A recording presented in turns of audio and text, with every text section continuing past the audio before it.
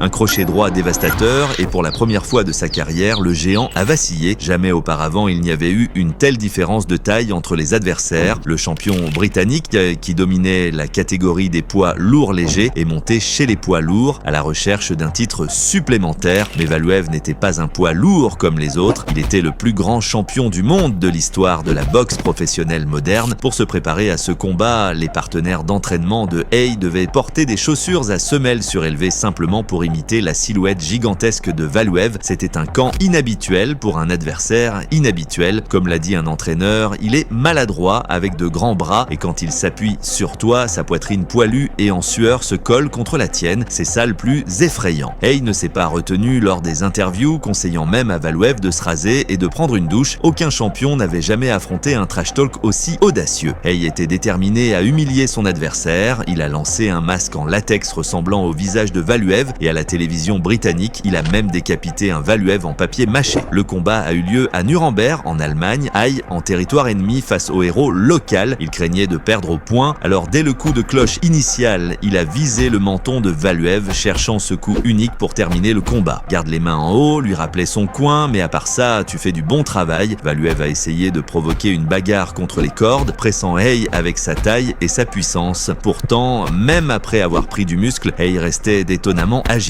Il esquivait les coups, répliquait rapidement et ne laissait jamais Valuev le coincer. Valuev bougeait à peine les pieds, comptant sur une garde haute pour compenser son manque de mobilité. Les feintes et provocations de Haye étaient plus pour le spectacle que pour le danger réel. Il ne pouvait tout simplement pas placer le coup de grâce malgré 11 rounds acharnés. Comme prévu, les juges donnaient l'avantage à Valuev au point, exactement ce que Haye redoutait. Puis dans les dernières minutes du 12e round, souffrant d'une blessure à la main gauche, Haye a tout misé sur sa droite. Il a lancé le crochet droit le plus tonitruant de la soirée, touchant Valuev en plein menton. Pour la première fois de sa vie, le géant russe a vacillé. Ce seul instant a fait pencher la balance. David Haye l'avait fait. Il avait terrassé Goliath.